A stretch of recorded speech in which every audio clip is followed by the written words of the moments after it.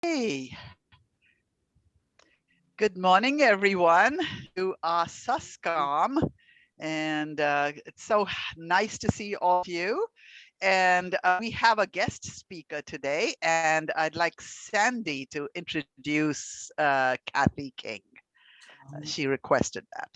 Yeah, it's my pleasure to introduce Kathy. And I'm just learning that she's now become a league member, and that makes me very happy. Kathy King is a very principled employee of the Community Environmental Council, and she's the Outreach and Education Coordinator. And she and I became acquainted last year when she participated in a committee to put on the climate forum. And through the CEC and Kathy, we had to deal with now doing it virtually. And we didn't know how to really do that. And they really came up for the whole thing and helped us get that forum going. If you remember that we did that in June of last year.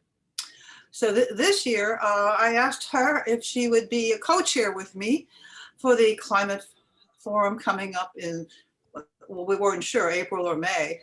And just as we were going to start, I became ill with COVID, and it was obviously that I was not going to be able to fulfill my role as a co-chair. And I asked Kathy if she would please take it on, and she has, and I'm so happy she's already moving along so quickly with it and doing a great job. And I'm going to let her tell about what, after her presentation, she might want to talk about what the committee has decided.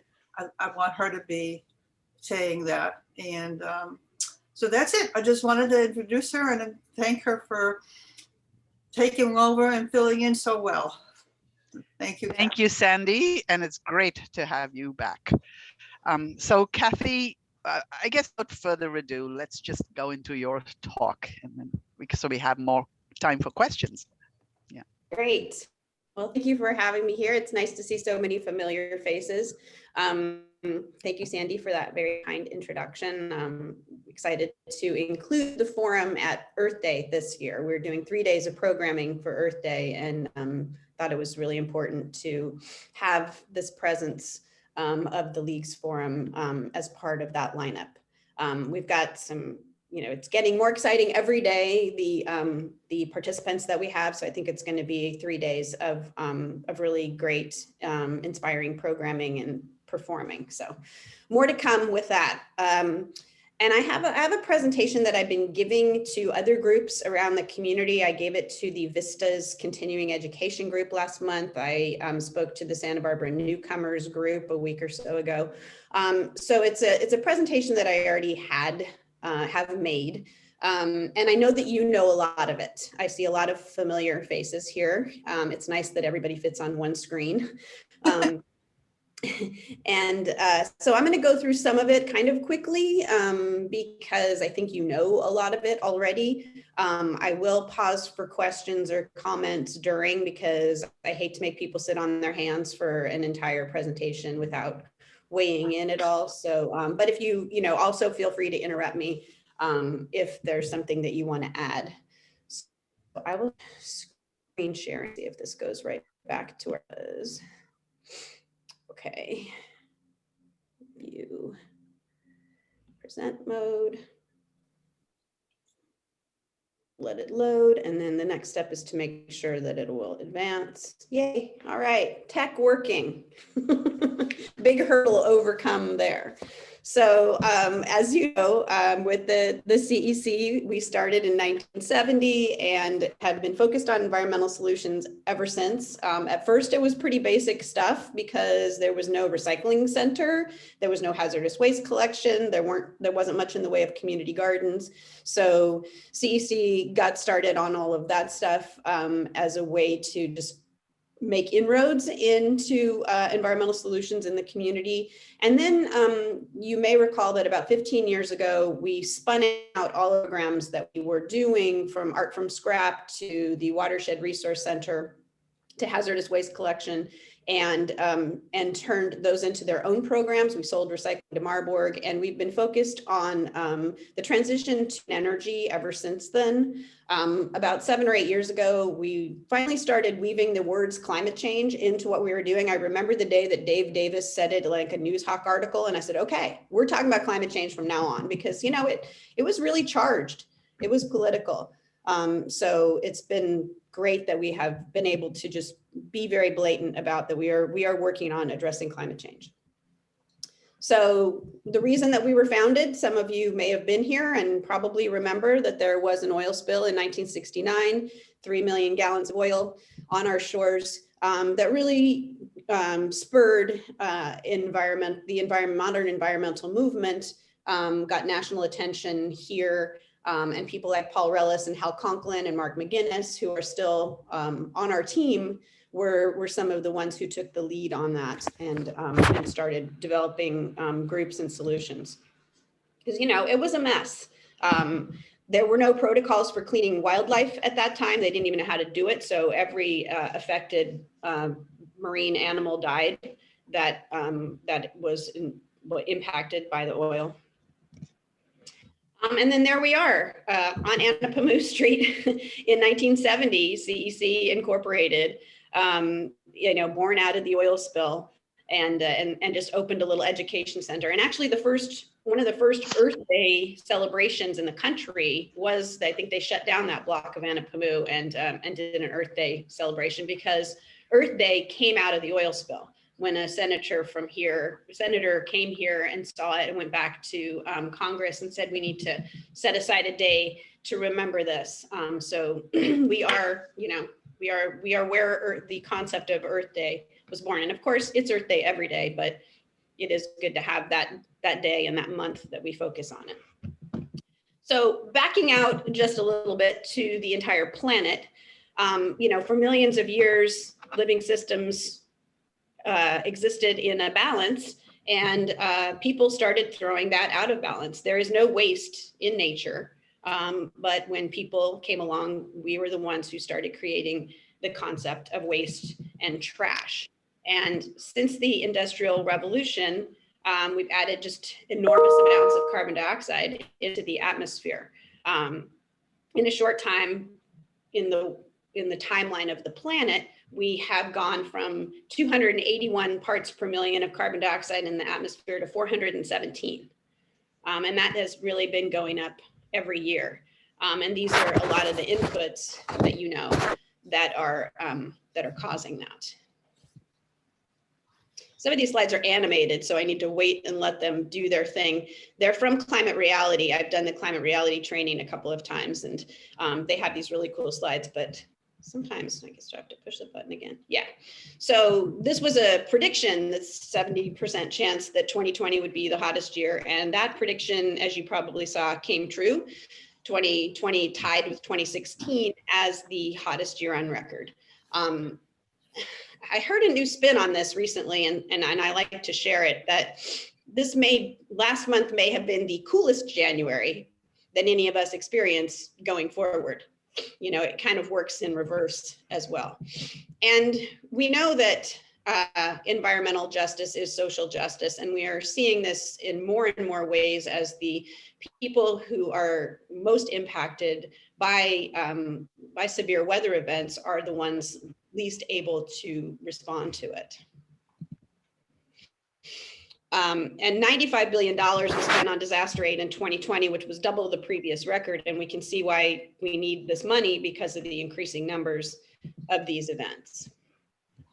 And just a little over a year ago, I know it feels like a different world or a very long time ago, we all sat and watched Australia burn. Australia's 2019 temperatures were 1.52 degrees Celsius above normal. And we know that the strength of hurricanes and other storms are fed by climate change. And scientists and weathermen used to hesitate to make those connections, but now there is an actual branch of science called attribution science, where they focus on attributing a percentage of these events to climate change, because the warmer weather and the warmer air are driving the strength of these storms, causing them to stall out and drop way more precipitation than they used to. Superstorm Sandy, for instance, gained strength over ocean water that was 9 degrees warmer than normal.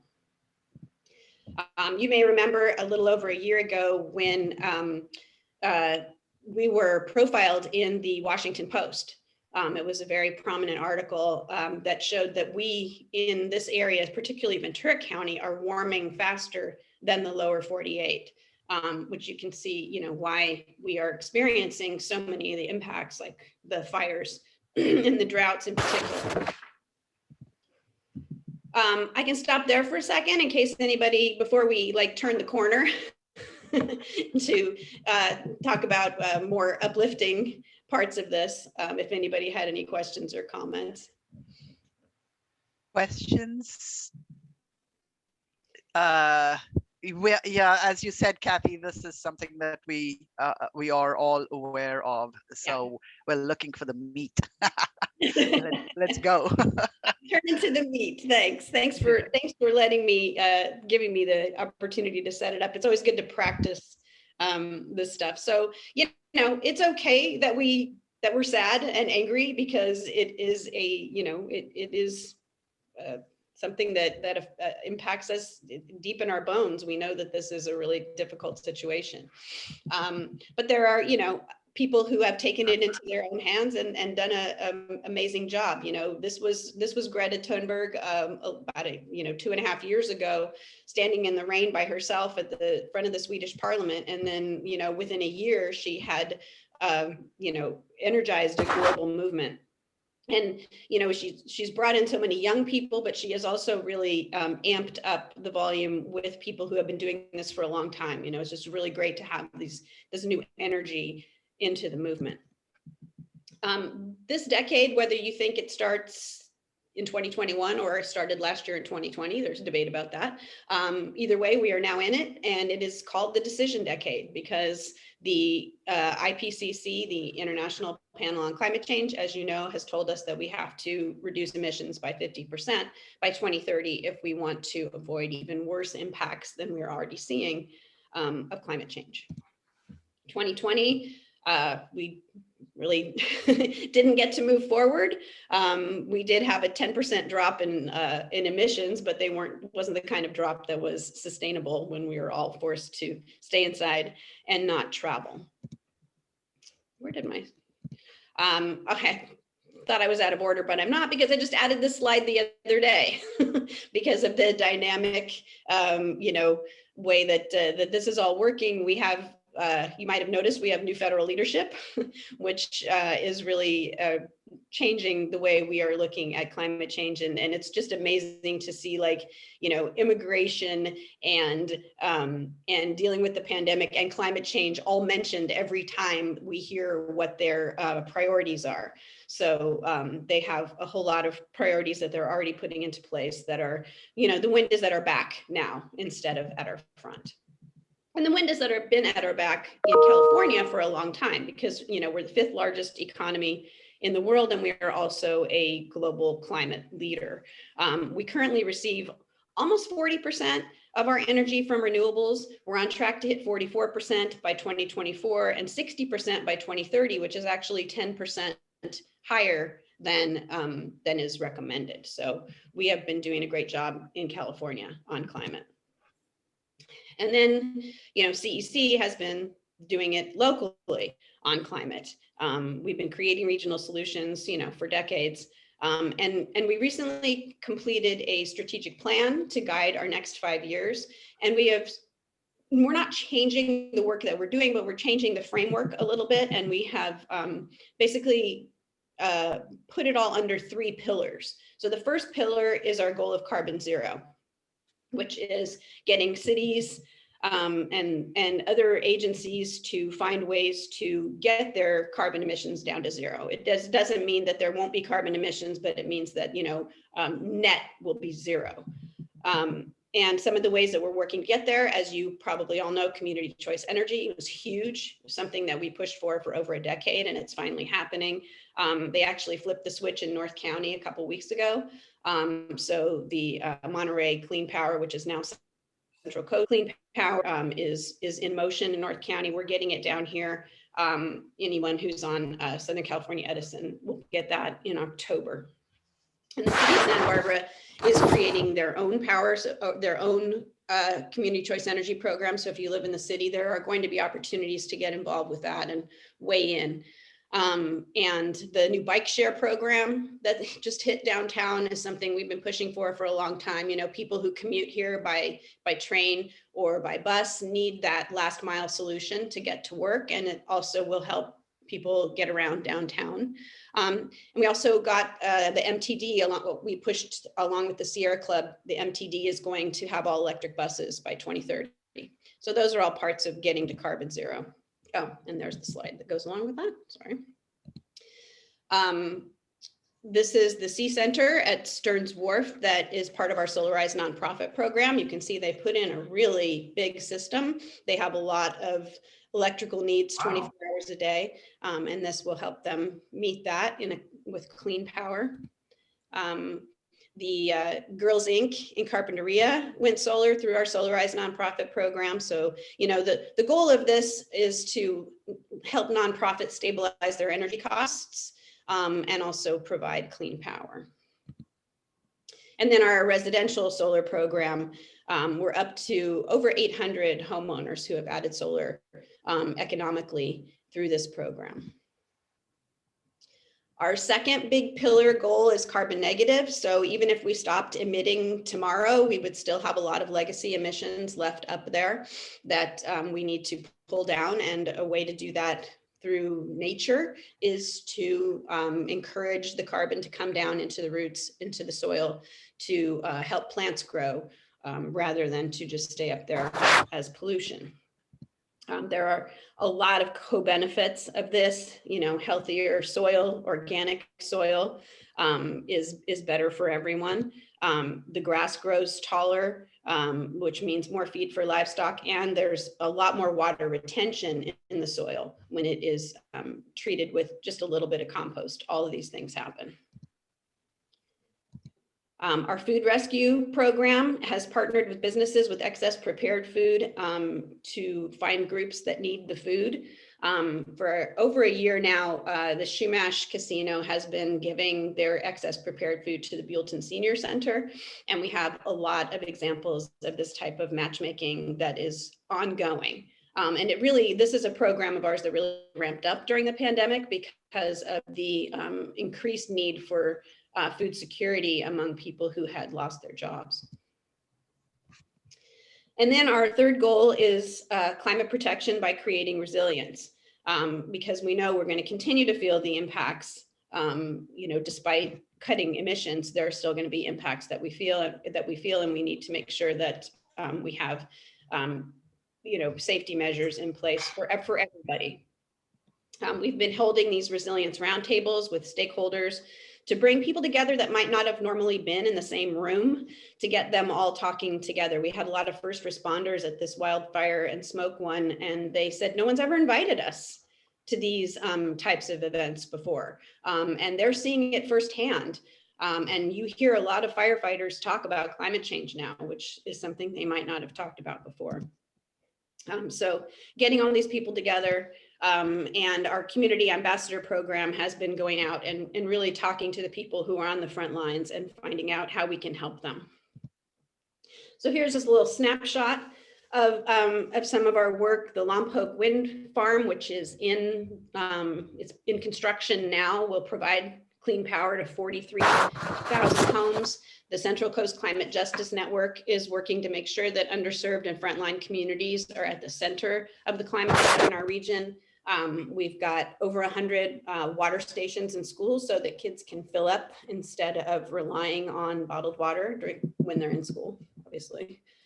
Any questions there before I go on to the next segment? All right, so I manage our plastic program. So just to do a little bit of a deeper dive into, So Kathy, yeah, I have a question.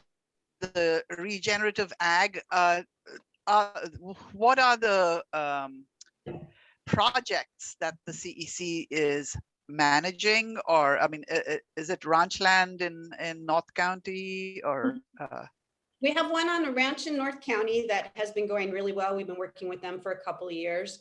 And then we're working with Limonera, which is the agriculture orchards, citrus orchards mostly in Ventura, doing the same thing, you know, providing them with a little bit of compost and then letting them tell us, you know, what the benefits are that they are getting out of that.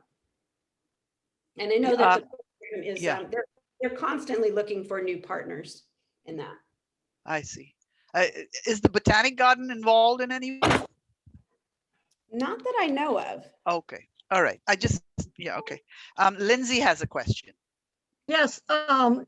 Morning, Kathy. Hey. The State League of Women Voters has a project called Legislative Interviews. And Santa Barbara, our group recently conducted interviews with Steve Bennett, Salud Carbajal, and Monique Limon. And there were 3 questions proposed by the state, and one of them was sequestration, and it was agriculture. And so we asked each of those representatives their position and knowledge on that procedure. So we're discussing it as a league in California.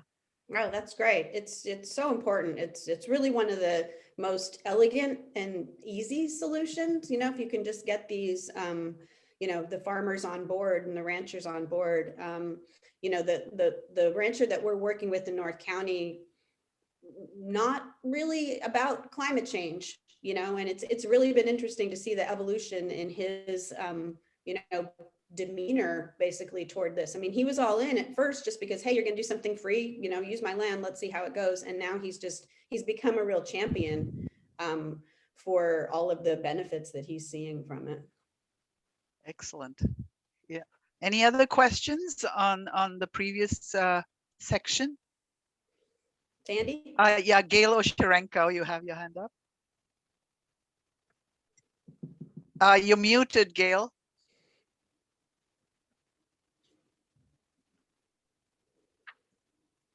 There we go. Can you share the name of the farmer? Yeah, Russ Chamberlain Ranch. And I had a question, wanted to check the veracity of something I heard about the Lompoc Wind Farm, that there were some issues about the workers and the workers not getting paid. Do you know anything about that? I heard something about it, but I don't know. I think it was resolved. I think it had to do with the union, how many union jobs were going to be created from it. I think the IBEW and Buellton was had some concerns, but I think those were addressed. I can find out. Would be good to know. Diane? Yeah, I was just curious how CEC works with like local jurisdictions, the county and the cities on climate resilience, because that's one of your pillars. So I'm just curious how you feed into their processes. They have attended, yeah, thanks, Dan. That's a really great question. They have attended all of our roundtables. We've definitely had a lot of representation from both the city and the county there. You know, one thing that we noticed is that not all the county departments talk to each other about this or are, you know, rowing in the same direction. So it was definitely a strategy that we used to invite several different county departments to attend a roundtable. It was interesting. I don't know if any of you attended the first workshop that the county's doing on their One Climate initiative, but it was run very much like one of our resilience roundtables. So we were flattered that we had come up. Sharon Main designs those roundtables along with some facilitators, and it was great to see that that was a replicable model that they are using. And we are now actually consulting with the city on their outreach efforts through Community Choice Energy that's being run by Alelia Parento, to the point where we are co-producing their first webinar as a way to train them on how we're doing it, because we've been doing a lot with bilingual education on our webinars. Zoom lets you have 2 channels of audio, and so we are trying to incorporate that as much as we're able in our webinars, and the city and the county are definitely working to do the same thing. Thank you, Kathy. Any other questions? Yes, Sandy. Hi, Kathy. I just read in the Mesa newspaper yesterday that the CEC and combined with the University of California is going to be putting on a climate leadership course. This is the first I've heard of it, and that you're going to establish a 15-member pilot course. When you talk about that, and should some of us participate in that? Yes, thank you for bringing that up, Sandy, because it's gone out over our social media. So if you're not looking at social media from CEC, you might have missed it. I believe it is going out in an e-blast that we should be sending out today. I just poked back at our communications staff about that because I thought that we would have already had it out there in other ways. So yes, last summer I took a training from the UC Office of Agriculture and Natural Resources, which is the entire UC system. It's out of the Office of the President of the whole system. It's not one based at one of the UC schools. It's modeled on, if you're familiar with their California Naturalist program, it is it's another branch of that. Yeah. So if you know that, the Botanic Garden used to run, and probably still does run, the CalNat program. Yeah. So this is something that they're doing as a kind of a partner piece to the CalNat program, which is called Climate Stewards. And it's a course that you take and you become a certified climate steward when you're done. And for CEC, it's another way for us to provide community engagement, and also for us to build a group of climate leaders who can go out and speak at, Board of Supervisors meetings, city council meetings, or get involved in other ways. So yeah, the course launches February 24th. If you're interested, if you don't have my email, Vijaya or Sandy do, we have about 10 or 12 people now who have applied. There's an application process because we are trying to bring on a diverse group. The pilot is going to be interesting and sort of challenging because it's all virtual. In the future, it will have field trips and guest speakers and a capstone project where you can actually go out in the community and do a capstone project. A virtual capstone project is going to look much different. So we will be offering a full course later in the year, probably in August or September, when hopefully at least some of it can be in person.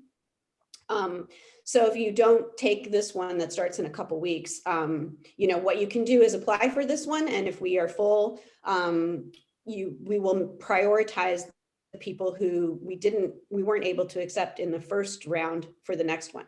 The number of students that we're allowed to have, the maximum number we're allowed to have per the UC is 30 per class. So our next offering will be a full class. This one is more just kind of testing the waters, and also because I'm just not sure how successful it's going to be in the virtual space. But thank you, Sandy, for bringing that up. And I do have more information for anybody who's interested. It's going to be Wednesday evenings for about 6 weeks. And it's a self-guided course. So there are modules that you do on your own, like the chapters and quizzes and things like that. And then the in-person or virtual piece of it is more about activities and coming together and discussions. So it's not like a lecture course in that sense. I would be very interested in that, Kathy. Okay. Especially the idea of in the future becoming an instructor, helping out in that regard. Great. Yeah, they're actually running an instructor training this week, but I'm sure they're going to be, I think their plan is to do instructor trainings a couple times a year. So yeah, if we could get more instructors trained in this area, that would be great, because I think there will be greater interest than just having it run out of one organization. Yeah, so I will send it everybody on SUSCOM when Kathy, you can send me the email if I'm sure we'll get it as the email blast. But yeah, I just don't know when that's going out. I don't know what's holding it up, but I have a flyer, so I'll send you the flyer, Vijaya and Sandy, and then if you want to share it out. Okay, that'd be great. Thank you, and I'm glad to hear the Mesa paper had a blurb about it. Any other? Oh, Linda Phillips. Yes, please. You're muted, Linda. Yeah. I want to follow up not on Sandy's last question, but on the one that before about the legislative interviews. The fact that this was included, the regenerative agriculture and so on included in the question. And I just wanted to add that I've seen so much from LWVC, and now it's going to be from LWVS on this topic, that it's been exciting, just all of a sudden it's out there everywhere, and it's really important, and it's also part of what we're supposed to be doing now, so I'm thrilled that we're going to be. Yeah, Thank well, you. the forum that we're doing in April that's the topic. So I'm glad that we yes, something in line with the league's priorities.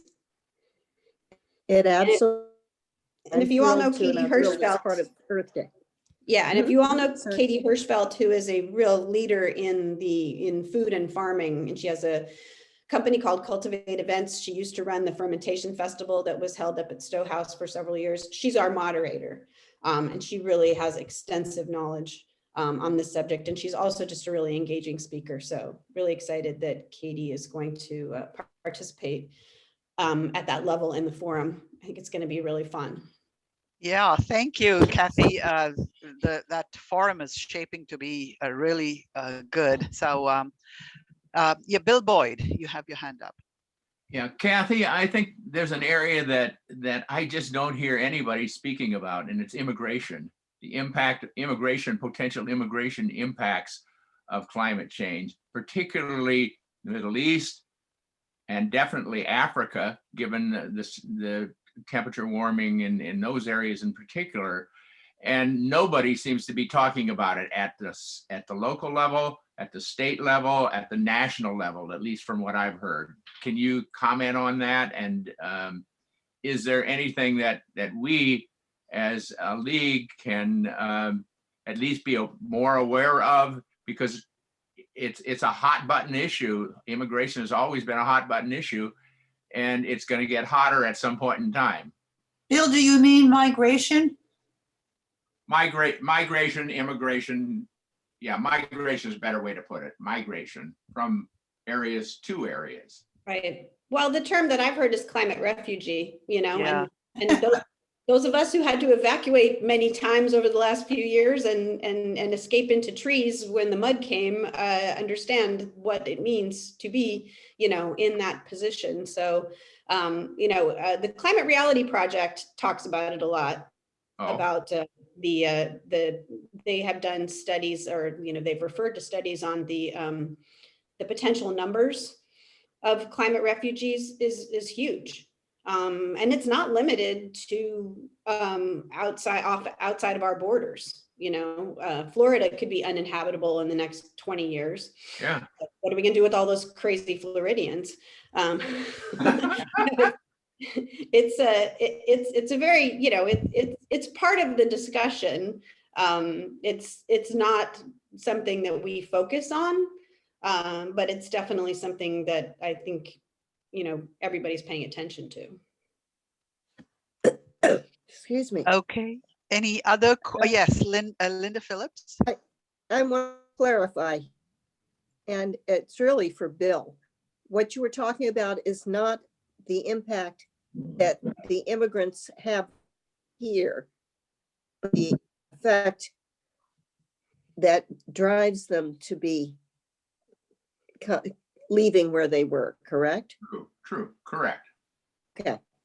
But the immigrants will eventually end up in places like the United States or other areas closer to where they're coming from. Right. we saw the impact of just people leaving Syria, what that had on particularly on Eastern Europe, Western Europe, and it was very significant. And that is just from one little geographic area. Yeah. That was destabilizing. That was the drought in Syria, and Honduras and Nicaragua were both hit by, I think, right, 2 storms within 3 weeks of each other. And so, yeah, there's going to be a lot of land that's no longer useful for subsistence farming, which is what a lot of these people are doing. But, you know, we still in this country have one of the top 3 carbon footprints in the world. So if we don't get our, you know, emissions and consumption under control, then these other places that have a almost insignificant carbon footprint compared to ours are going to continue to feel the impacts and, like you said, destabilize everything. So that's why it is so incredibly important that we take care of this. The countries, you know, as Al Gore likes to say, a lot of those molecules up there are red, white, and blue. So we need to own this.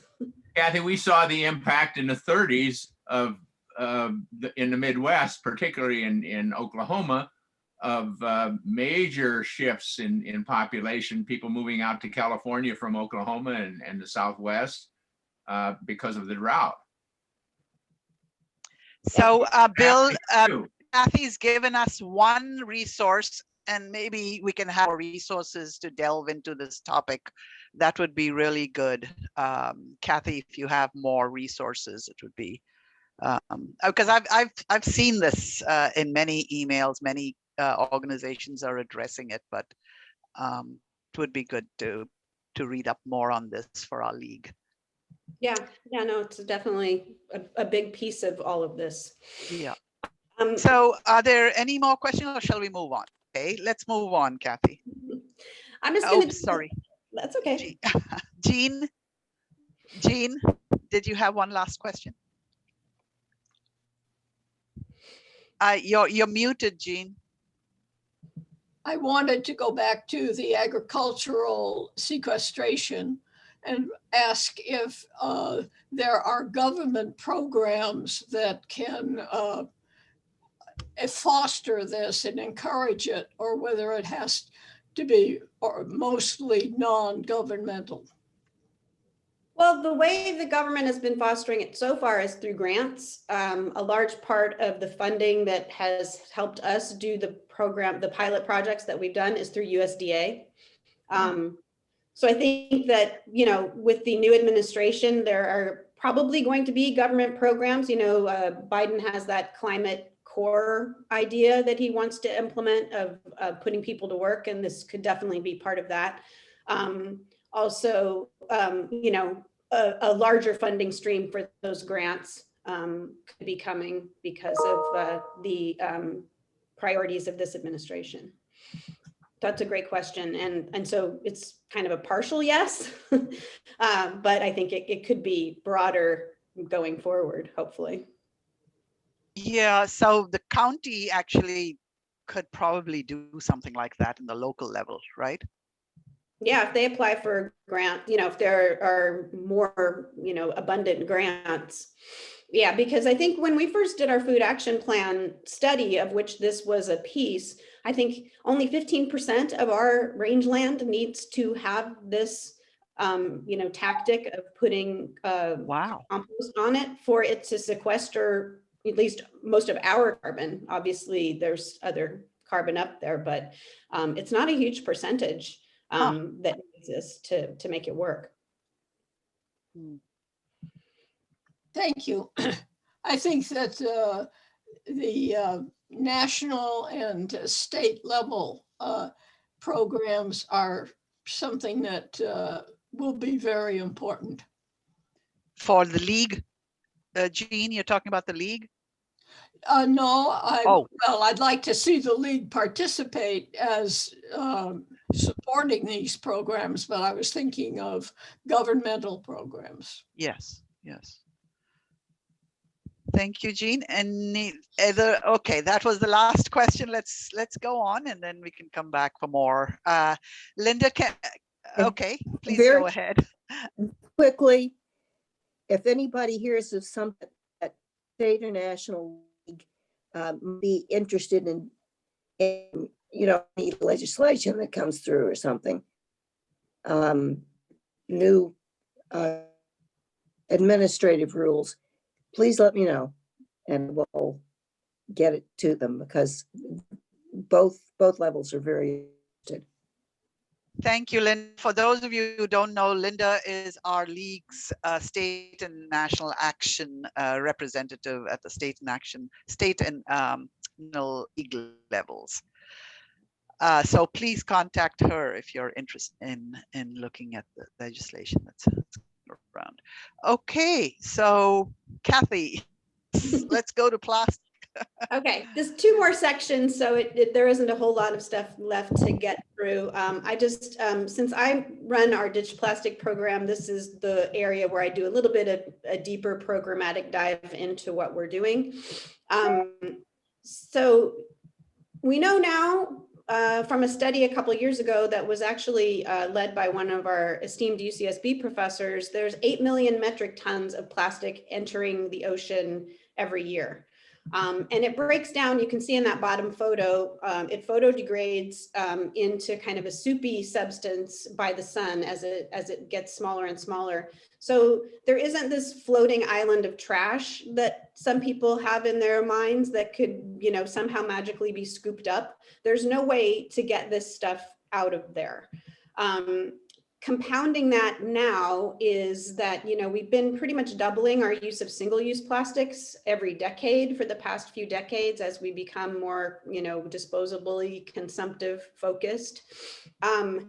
And, we have been making inroads on source reduction because we really believe that source reduction is the only way. We're not going to recycle our way out of this problem.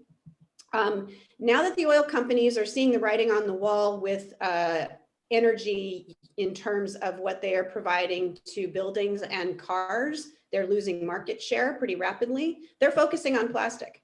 They're focusing, it's a fossil fuel product as well, and they want to take plastic from 8% of total fossil fuel consumption to 40% in the next few years. And they are ramping it up really quickly. They are building more factories.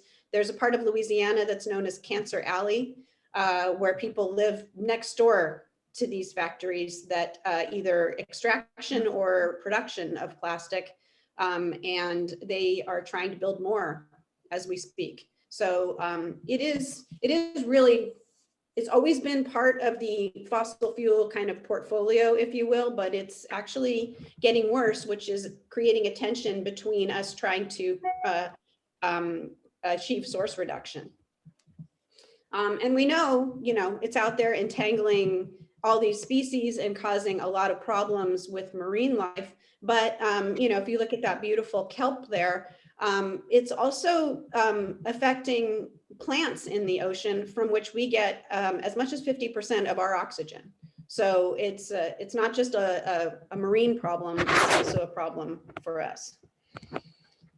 And there's so many pieces of data, but this is one that I continue to share because it just, I think it sums it all up. We're heading toward one ton of plastic for every 3 tons of fish in the ocean now. I mean, 2025 used to seem like a long way away. It's really not anymore. And if we continue current rates, we're going to plastic will outweigh fish in the ocean by 2050. And we can't go, like I was saying, we can't go clean it up. And it's not just the one gyre in the Pacific. There is a plastic gyre in every ocean. You might remember a plane went down, I think it was off the coast of India a few years ago, and they thought they had found some of the wreckage. And when they went to take a closer look, it was floating plastic. So it's causing all kinds of problems sometimes that you wouldn't even expect. And the best way to get it out of there is to pick it up off beaches. Honestly, like I said, it's just too energy intensive and just really not feasible to go collect it out of the ocean. But these currents do, as you see, they circulate, they kick it out onto land. And when they do, every piece of plastic we pick up off the beach, saves it from going back out in the tide and breaking down into far many more pieces. We shared this at a webinar last summer that there was a study done in several national parks checking for plastic in the air, and they found a lot of it in national parks. So you can imagine what that means for urban areas, but they're discovering that as it degrades, it is going airborne, whether it's degrading on the land, and it's now even evaporating out of the oceans and other waterways. So our primary way of trying to address this has been through source reduction. We have 7 regional laws that we have helped get passed on everything from plastic bags to straws to styrofoam food containers. And we are continuing this effort. We've done a little bit of effort in the past year. We'd really like to see styrofoam go away completely. It took over 200 regional laws before the state took action on plastic bags, and we have about 130 regional styrofoam laws. We only have them here in City of Santa Barbara and CARP. Goleta, we have been banging our head against the wall there for a couple of years to try to get it even on an agenda. And the county has said, no, they're not going to do anything about it because they think they need to do an EIR, which is debatable. And they said they can't afford an EIR. So still some, not as easy as it should be to get rid of these things legislatively. We have done some great outreach to businesses and had some great partners to do that. When you take kids with you and the kids ask a business to go to paper straws, they pretty much say yes. So that's been really fun to have these partnerships with student groups. And just to close out this section on some of our work, transportation here is 40% of our emissions, which is higher than the national average. And when you think about it, we have so many people who can't afford to live here, who live south of us or north of us and have to commute here to work. So that adds to it. So we are continuing to work on getting more charging stations, pushing out affordable electric vehicles. One of our staff who lives in Fillmore and is a single mom just got into a Kia, I think it's called a Niro. It's a new Kia model that is electric with about 260 miles of range for $20 a month is what she's going to pay for that car because she qualified for a lot of incentives. So we're doing another electric vehicle webinar next month, and we're really trying to push out clean cars. And I think that the electric cars are only going to get more affordable, especially now that the car companies see that we are serious about this with the new administration. There's a super funny ad that I'll send it to you, Vijaya, that Will Ferrell is in. Have you seen that about electric cars? Really cute. I think we're gonna share that out. So it's fun to see it getting more national attention too. So this is Katie Davis from a long time ago. She doesn't even live in that house anymore. But this is a great sort of encapsulation of our vision of, clean cars, clean energy. They have solar, they have electric cars. The oldest boy drives now, and he's never driven an internal combustion engine car. He's never been to a gas station. So this is the next generation. Living the clean energy life. For those of you who don't know, Katie Davis is with the Sierra Club. She's the executive director, is she? No. Here. She's the chief activist over there. Yeah. She's amazing. Yeah. She's on the President's Council as well. So yeah, Susan had a question. Okay. Hi.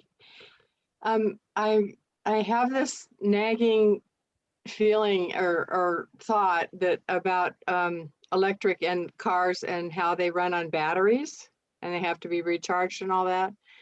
And read something, and it keeps coming back, is that lithium is needed in those batteries, and lithium is mostly found in China. And I'm just wondering, what do you see the future of electric if we have to be dependent on batteries that need lithium? Well, our computers and our phones run on those same types of batteries. Right. It's prevalent in a lot of other products as well. Yeah. They're getting better about figuring out how to recycle those batteries. So And they last longer. You know, I bought a Highlander hybrid, I think in 2006. And, you know, at that point it was like, okay, you're gonna have to pay $3,000 for a new battery when that battery dies. It never died. You know, my son crashed the car when it had about 150,000 miles on it. Otherwise, I'd probably still have it. But that battery, they're lasting for the life of the car now. You know, that used to be kind of the worry when you bought a hybrid. I don't know if anybody else has had experience like that, but, you know, they're definitely trying to extend the life of these batteries and also figure out how to maybe put them into like a battery storage system when they're no longer useful in cars. So I know that that is a priority for the industry to figure out how to extend the life. Okay, glad Thank somebody's working on it. Thanks. Lindsay Baker has the question. Last week's Independent had an article about all the possible new developments in batteries to get away from lithium batteries, not used lithium. Yeah, there's a company in Ojai, I forget the name, that's working on energy storage, and cobalt is another one. Cobalt is also really, I think you get a lot of that from the Congo and from South America, and it's a pretty dirty process to extract cobalt. Also, a lot of social justice issues with that, and they had come up with a cobalt-free battery. So I know that there are companies, like Lindsay said, out there that are trying to come up with, you know, innovations and ways to use fewer of these rare earth minerals that have a lot of different types of impact on them. Okay, Sandy. Hey, Katie, Kathy, in previous webinars that you presented, you talked about the circular economy. I'm wondering how that fits into all of what you're saying here. Great question. Great tee up for the next section, because I sort of cover that in the daily habits section here, which is the last section I have. Kind of, I guess, but programmatically speaking, we're sort of next level of our plastic program is turning into like a waste reduction / circular economy program. I mean, it's still easier for me to call it our plastic program, but really, to me, the circular economy piece is especially impactful with plastic because it's a ways to avoid the single-use model. So yeah, but I touch on that in this section, but so thank you for asking that. Okay, I think we can go on, yes. All right, great. So I'm a believer in the impacts of our daily habits. That, you know, if we cut emissions from buildings and transportation, it's going to get us most of the way there. But the things that we do in our daily consumption do have an impact, particularly around plastic, since that is a fossil fuel product. And the disposal side of plastic is really terrible. So the first point of that is recyclability, right? Just because a company puts a little chasing arrow triangle symbol on a product, it does not mean that it is viable to be recycled. And plastic is getting very lonely at recycling centers because you know, China stopped taking our dirty, contaminated, gross trash that we were sending them and calling it plastic. And now we're having to deal with this more within our borders, which I think is a good thing, because it's requiring us to take a look at, you know, we were offshoring a problem before, and now we're having to deal with it here. I just want, in India, there's this guy who's taking all the plastic and making them into high fashion bags, like handbags and stuff like that. So I just thought I'd add that. That's great. I love seeing plastic going into things like handbags that you don't have to put in the washing, because clothes with plastic in them are not good. That to me is the scary piece, because it doesn't, our washing machines don't capture those fibers that escape and go into the ocean. But handbags are a great one because we don't have to put those in our washing machine. So I'm sure you all probably know this, but your recycling should be empty, clean, dry, and not put in a plastic bag, just loose in the container. You know, one bad load of somebody's blue bin can spoil the entire rest of that truck, which is all that well-intentioned recycling that everyone else did on that block. So the things you cannot put in the blue bin, anything stretchy, film plastic, we have a diversion program for that through Ablets. There's information on our website about that. Heal the Ocean has figured out a way to get packaging styrofoam, not food styrofoam.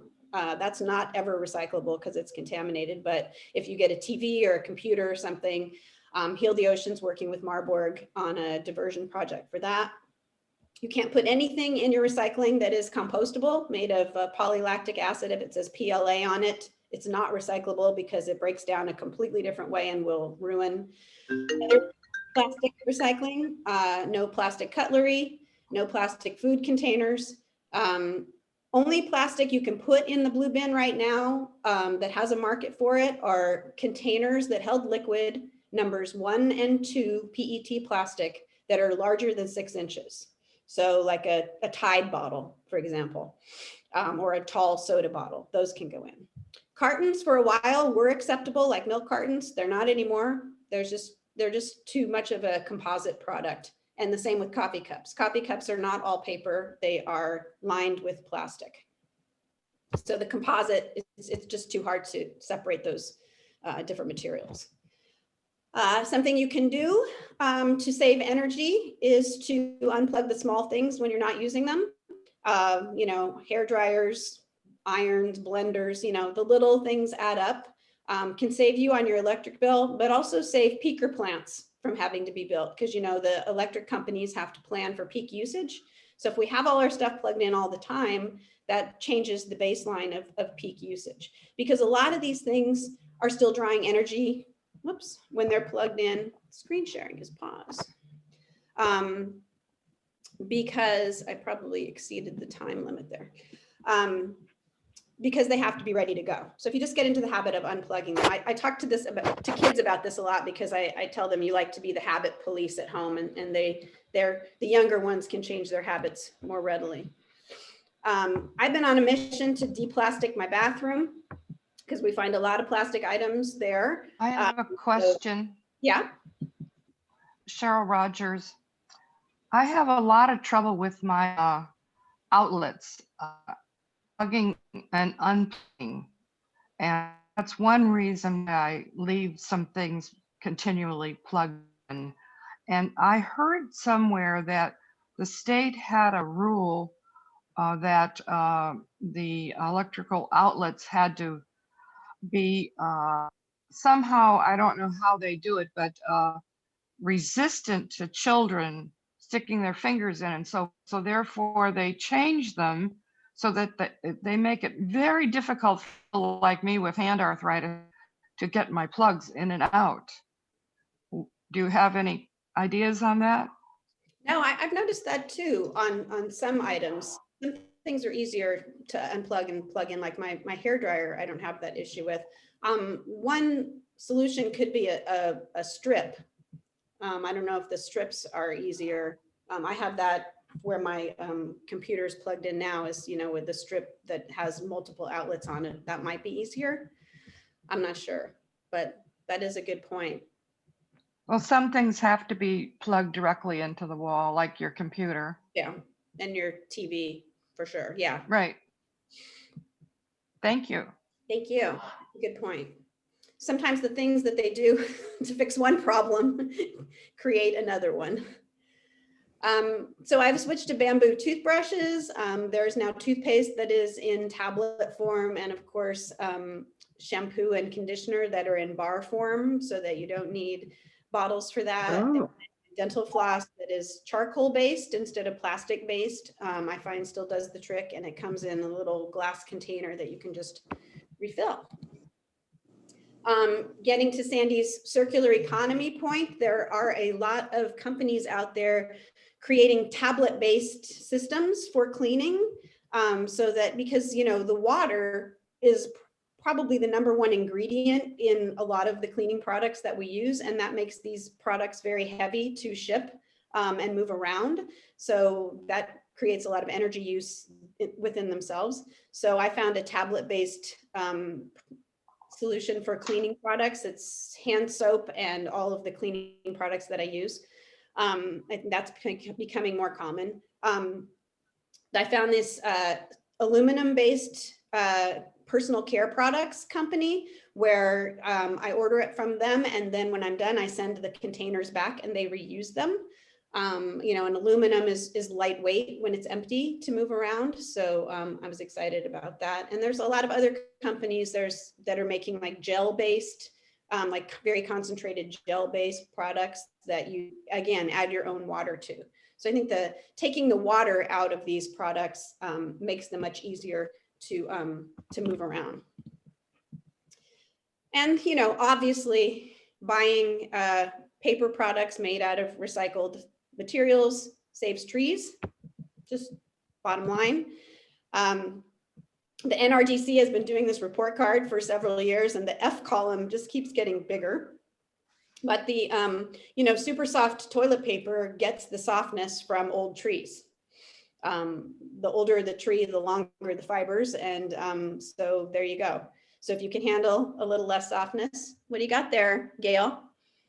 Is that your laundry strips? Yeah, these are True Earth laundry strips, and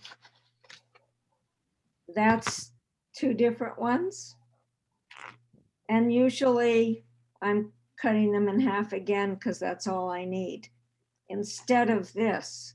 Isn't that amazing? And do they clean as well? I think so. I'm not 100% sure. I'm trying to pay attention and see if I can really tell any difference. Great. Yeah, I've heard about those. People I've talked to really like them. Yeah, True Earth. The tablets I've been using, I think I've been as clean, and my husband works out to the point where his shirts are kind of drenched. And so far the tablets I've been using have been pretty successful on fighting that sweat. Yeah.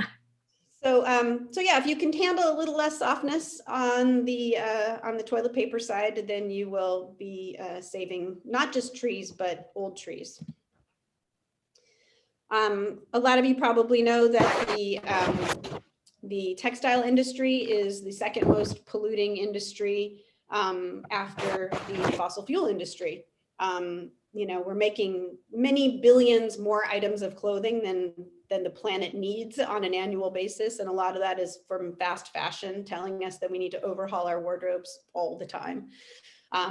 You know, buying used is on the upswing. They had a great year last year.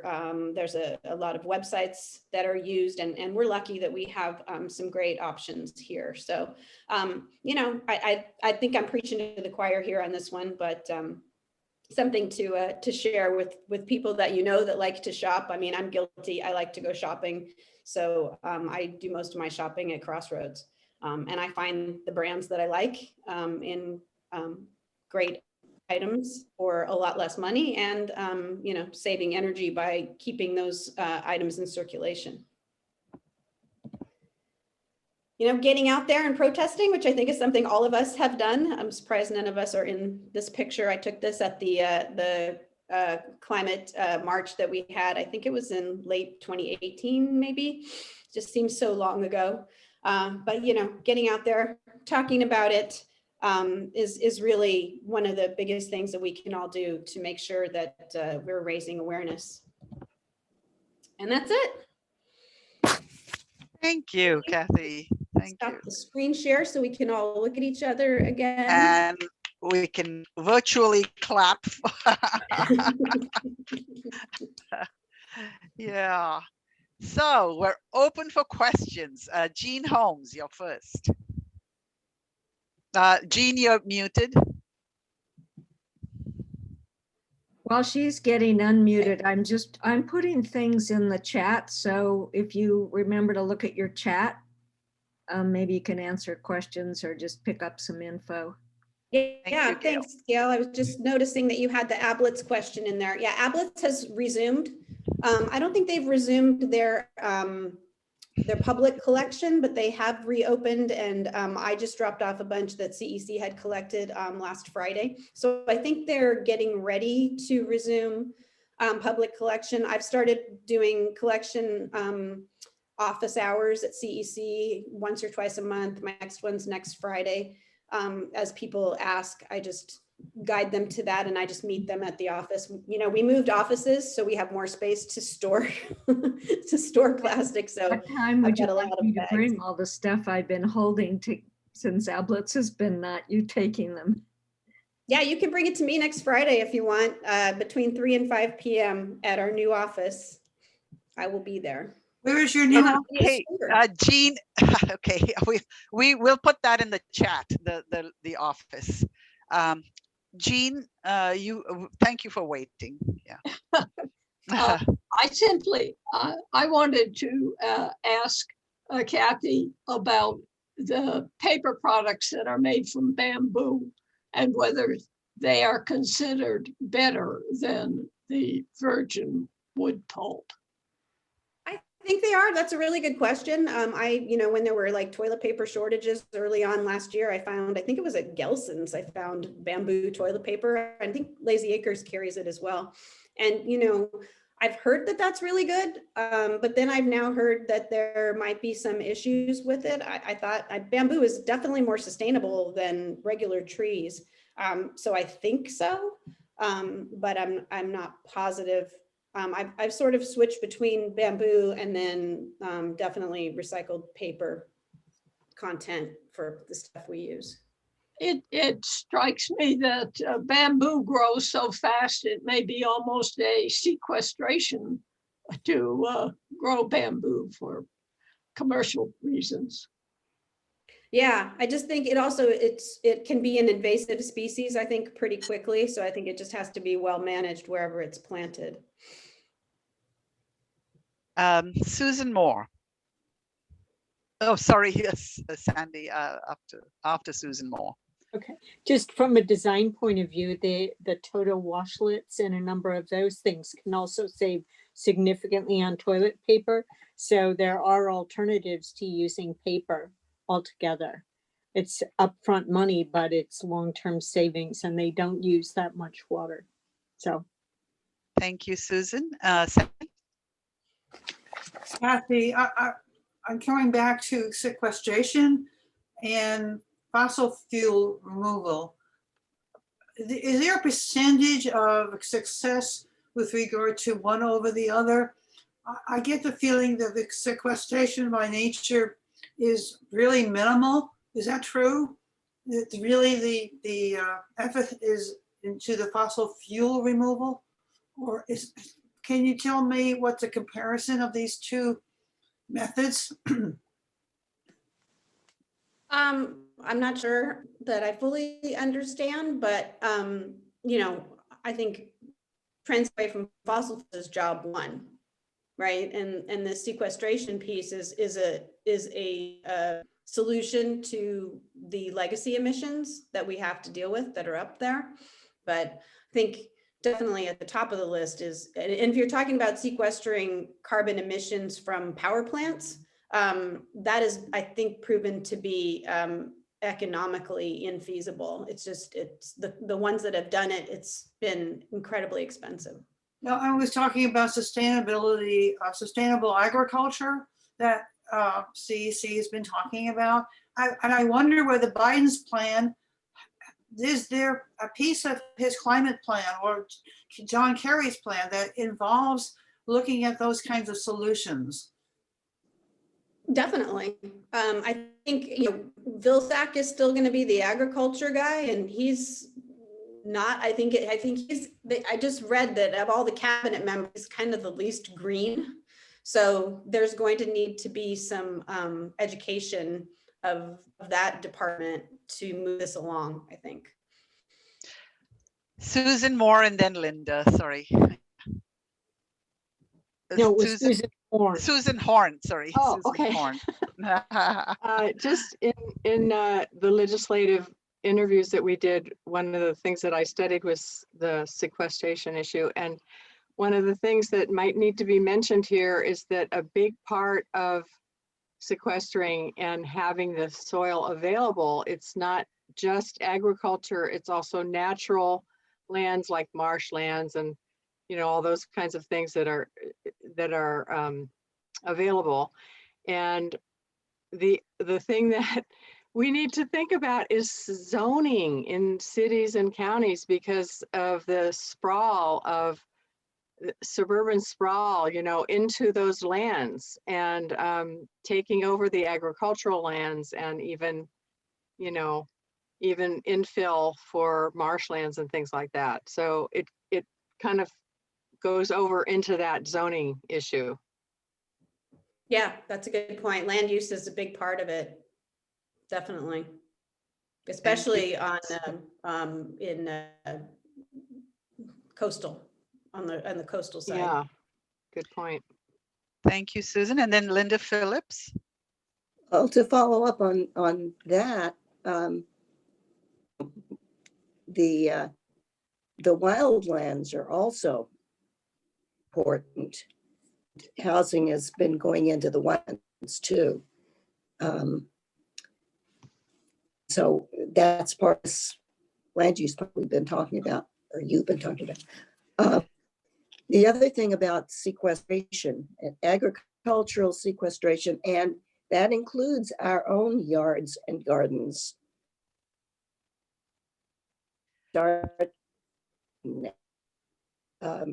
victory against climate change, and the idea is that we have to change the soil back to it used to be naturally is, because it was to sequester much more carbon than it now, and there are ways to do that, and that's this regenerative agriculture Kathy's been talking about.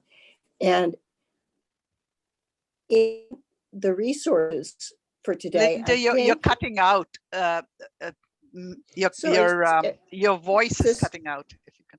Is this working better? Yes, it's a little better. Yeah. Sorry. I think that Vijaya, that you included Kiss the Ground, the movie, in your resources. And that was a real eye opener for me. And I think everybody ought to look at it, because that explains what this regenerative agriculture is, and the importance of having the soil back to what it is naturally, or used to be naturally, so that it'll be part of the cycle again. And I think that's one reason that that regenerative agriculture has taken off, and people are starting to emphasize it now. Thank you, Linda. And then Emily Engel had her hand up, and I missed that icon over there. Emily, Hi. please go ahead. Hi, I just wanted to say, I don't really have a question. I really enjoyed the presentation very much. I just want to say how I'm observing how lucky we are to have an organization like CEC in our community to provide us with this valuable education. I'm always impressed with CEC, but this presentation, Kathy, it's just so educational, and you are a wealth of knowledge, and you and CEC are just such a boon to our community as we try to move the world forward on addressing climate change. You know, I mean, Santa Barbara is the bellwether for the rest of the world. We are the birthplace of the environmental movement, and what you guys are doing, it just never ceases to impress me. And I feel, you know, rejuvenated and smarter, and, you know, just overall leaving on a positive note here from this presentation. So I thank you so much for this and for all the work that you and all your colleagues do at CEC. Wow, thank you, Emily, so much. That just didn't even know what to say. That's beautiful. I really appreciate that. Okay. Yes, Bill Boyd. Kathy, I haven't heard anything about at the national level. You may have mentioned something about climate core. Is that something similar to the CCCs that's being proposed for things like planting trees and even the whole issue of sustainable agriculture could benefit from young individuals who are currently out of work to be involved in agriculture?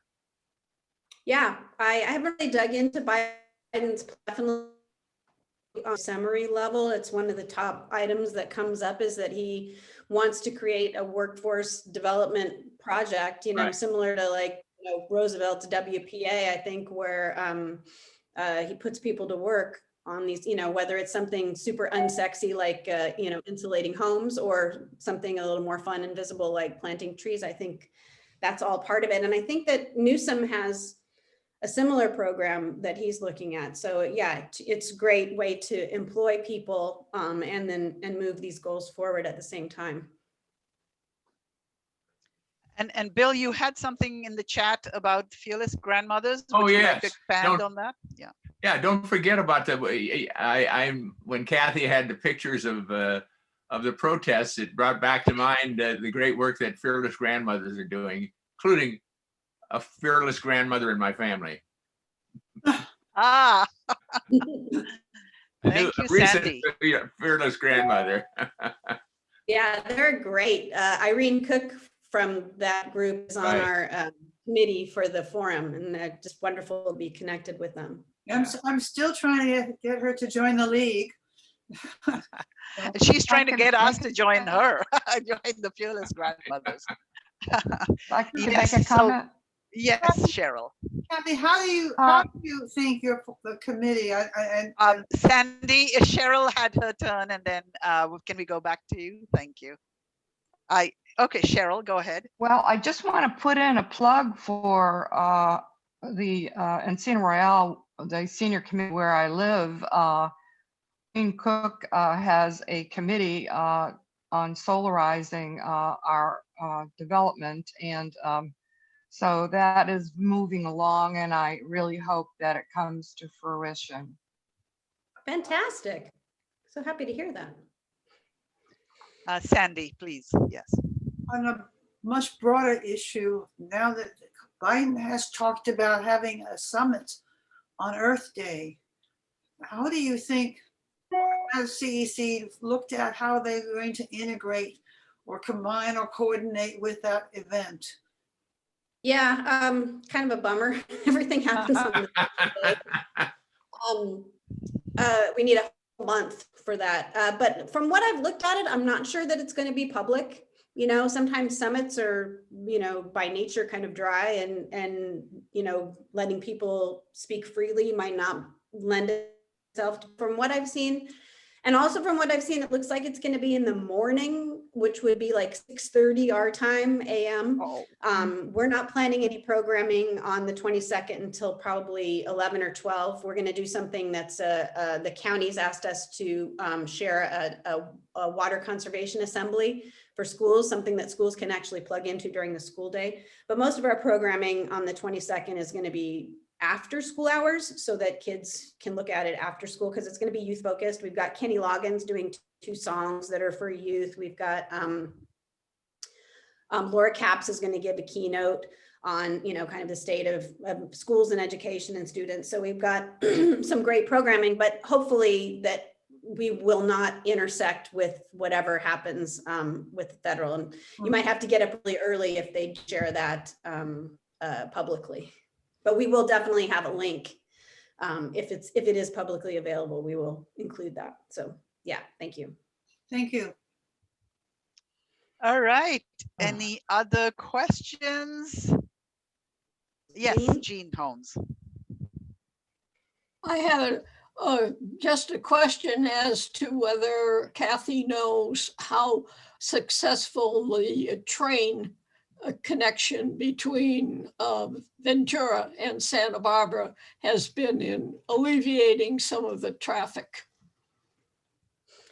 I think it was when people were working, you know, not so, before the pandemic, you know, it was a few years ago that we're finally able to get them to change the, working with Traffic Solutions to get them to change the schedule so that Amtrak could get here when it was more convenient for commuters. I think they saw an uptick, a solid uptick in commuting after that, but I'm not sure where we are right now since so many people are. True, of course. Thank you. CEC doesn't work on housing, right? Because that's another thing that would reduce the commuting and the climate change impacts. Have Yeah, you no, we been? don't have a program on housing, but we do, you know, weigh in on climate action plans and weigh in on when there are decision points like this being made at the governmental level. And we, you know, definitely usually comment in terms of the climate impact. So, you know, it is something we pay attention to. So you do advocacy, yeah, which is, yeah. bit. So the league has been working on, Bill Boyd is our chair. He's been working on our position update. And so in March, we will have a housing forum, just as an FYI to everybody. Excellent. Well, we can help push that out. Oh, thank you. Yes, we'll send you when we're ready with the information. Yeah. Great. Okay, any other last minute questions for Kathy? Yes, Anita? Not a question, just a quick request. Kathy, would you be willing to share your presentation via email to me just so that I can clean up the notes a little bit? I type furiously, but it helps if I can see the slides. Is that okay? Yeah, actually, sure. Anita, we're recording it. Yeah. So the slides, yes. Yeah, the slides would be a little easier rather than having to go back through the recording again, if you wouldn't mind. But if you could send them to Vijay and Vijay could send them out or whatever, that would be helpful. Thank you. Okay. Yeah. Thank you, Anita. Anita, I've been taking notes too. Okay, we have a wonderful group, and thank you so much, Kathy. We really appreciate.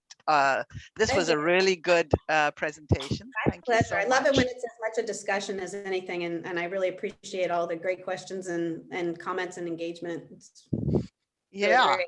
I love how people jump in. It's really wonderful. And thank you for accommodating that. Okay, so thank you. You're welcome to stay.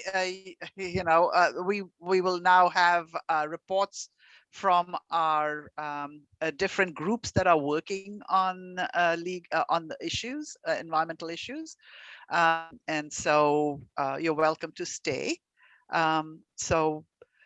Okay, so I did not make an agenda for the list of all of the things, but I'm thinking that Bill Boyd, you would like to report on the housing task force. Am I correct? Yes, sure. Okay, and then let me make a list and then I will call on people. So Bill will go first, and Lindsay, would you like to go next? No. Okay. And so are there any other reports? Colin, do you have a CCE report? Yeah, Jean Holmes. Okay. And then Susan Moore. Oh, you have to leave. Okay. Well, nice to see you, Susan. We'll see you. Any other reports? Madeline, you went to, okay. Madeline, we will introduce Madeline when she actually comes up. She's a new member who attended, she has wonderful credentials and attended the Goleta Beach Park, the county meeting, and she'd like to report on that. Let's see, Colin, do you have anything on CCE? Yes, okay, we'll put Colin. Anybody else? So we have Bill, Jean, Madeline, and Colin.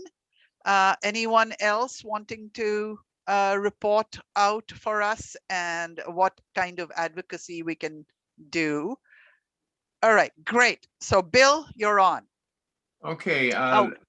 Gail, would you like to also report on something? I don't know if Hervé is still with us, but doesn't look like it.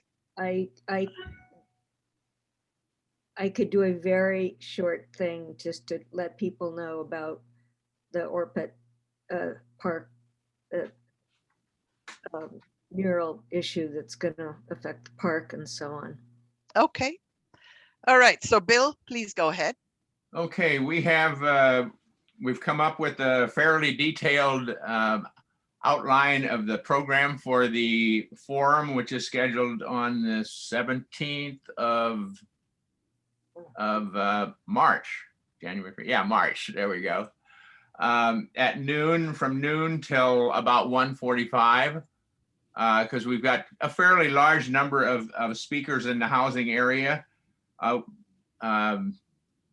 Linda Honigman and I have been in the process of contacting various individuals to speak, and we're narrowing down or expanding, probably more expanding than narrowing down the number, because there's a lot of people that are really interested in speaking in the 4 general areas: social factors, economic factors, planning and zoning, and what's the third one? Sustainability, the 4th one.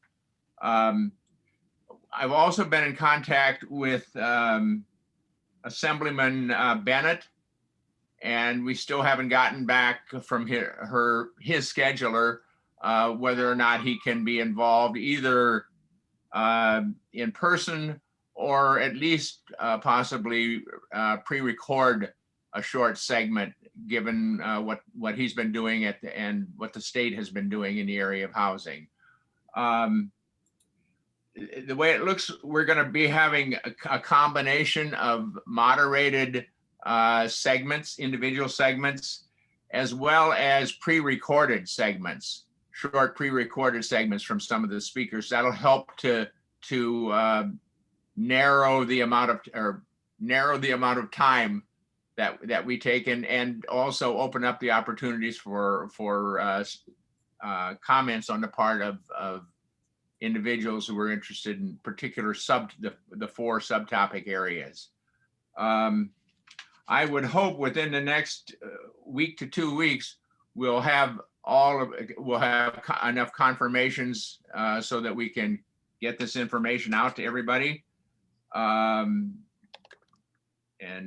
be happy to answer any questions. Questions for Bill on the forum?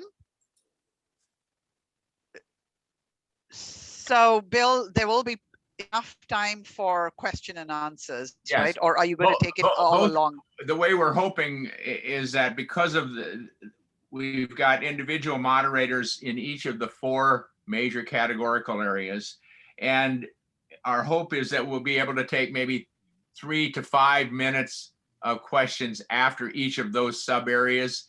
And then there will be questions at the end of the time as well for general interaction, because there's going to be a number of interrelationships between the topics.